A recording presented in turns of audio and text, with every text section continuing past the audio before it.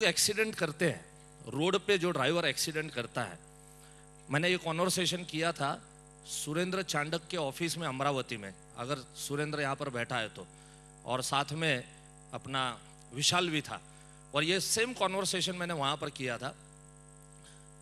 ध्यान से सुनिएगा, 2 मिनट का कॉन्वर्सेशन है। सुरेंद्र बोलता है सर, और उनके डीओ विनोद चांडक साहब शायद यहाँ पर अगर है तो, विनोद चांडक साहब ऑफिस में आने के लिए तैयार नहीं थे। बोलते क्यों ऑफिस में नहीं आने के लिए तैयार है? मुकेश भाई उसकी कैपेसिटी टीओटी की है और खाली एमडीआरटी कर रहा है। तो मैंने नक्की किया है कि जब तक कम से कम वो सीओटी नहीं करेगा मैं उसकी ऑफिस में नहीं जाऊंगा। मैंने कहा चलो सर मैं आया हूं, मेरे साथ में आओ और कुछ हम कमिट कराते हैं। और फिर हम गए और तब जाके मैंने इससे बात पूछा। मैंने कहा सुरेंद्र क्या प्रॉब्लम क्या है तेरा? सुरेंद्र बोलता है सर ऐसे तो कुछ भी प्रॉब्लम नहीं है, लेकिन ज़्यादा से ज़्यादा मैंने जो पहली मेरी स्पीच के अंदर में कहा था कि हमारा फोकस 5% के ऊपर में रहता है, 35% पे नहीं रहता, मतलब न्यू बिजनेस पे नहीं रहता है। मेजर प्रॉब्लम उसका वही था, उसमें से वो निकल नहीं पा रहा है। मैंने कहा सुरेंद्र एक बात सोच तू कि हर हाईवे के ऊपर बोर्ड मारा रहता है, नजर हटी दुर्घटना घटी।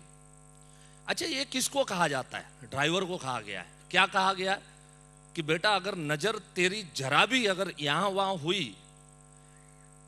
तो पहुंचना था पूना, लेकिन पहुंचेगा कहीं और, या तो सीधा ऊपर या तो किसी अस्पताल के अंदर में।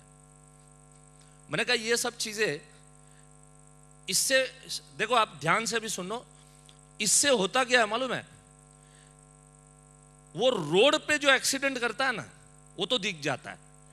अच्छा हमें क्या लगता है, क्या एक्सीडेंट सिर्फ एक ही प्रोफेशन में होते हैं क्या? सिर्फ ड्राइवर के प्रोफेशन में होते हैं? मैं मानता हूं हर प्रोफेशन के अंदर में एक्सीडेंट होते हैं, हर प्रोफेशन के अंदर। प्रॉब्लम क्या है मालूम है? रोड एक्सीडेंट होता है ना, वो तो नजर के सामने दिख जाता है कोई मरा हुआ, तो लोग ड्राइवर को गुनाह समझते, गुनहगार समझते, उसको पकड़ लेते हैं, उसके ऊपर जेल होता है, कार्यवाही होता है। लेकिन समझ लो आप घर से निकले नहीं, आप किसी के पास मिले नहीं, किसके पास गए नहीं, और वो नहीं गए, नहीं बीमा बेचा, और उसकी वजह से वो आदमी का बीमा नहीं हुआ। अगर उसे कुछ हो गया तो ड्राइवर जो एक्सीडेंट करता है ना उससे तो एक आदमी मरता है, लेकिन हमने अगर प्रॉपर बीमा नहीं बेचा तो उसका पूरा परिवार का एक्सीडेंट होता है, उसका पूरा खानदान का एक्सीडेंट होता है, जनरेशन टू जनरेशन भुगतना पड़ता है उस परिवार को। डेंजर में डेंजर एक्सीडेंट हमारी ओर से होता है, लेकिन तकलीफ क्या है मालूम है? तकलीफ एक ही है कि हमारे ऊपर कोई कार्यवाही नहीं होती है।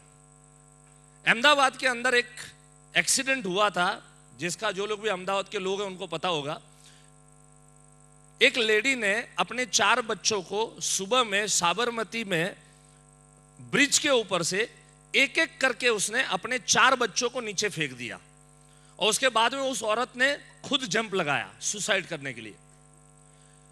जो लोग आजू बाजू देखने वाले थे, कोई देख तो थोड़ी रहता है, सब लोग कूदे उसके अंदर में, बचाने की कोशिश की। 2 बच्चों की जान गई, 3 लोगों की जान बचाई गई।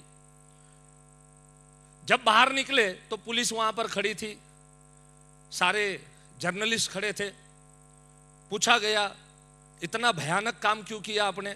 एक औरत होके आपने आपके 4 बच्चों को पानी के अंदर में उठा के फेंक दिया। सुबह का 7 बजे का समय। औरत ने बोला मेरा हस्बैंड 2 महीने से एक्सपायर्ड हुआ है, घर में खाना खाने के लिए पैसे नहीं है। सुबह होते ही 4 बच्चे, मम्मी दूध चाहिए, मम्मी भूख लगी है, खाना चाहिए, कहां से लाऊं, घर में कुछ नहीं है। मुझे बताओ उस इलाके के एलआईसी एजेंटों की ये रिस्पॉन्सिबिलिटी है या नहीं है? बताओ। लेकिन उसके अगेंस्ट कोई कार्यवाही नहीं है।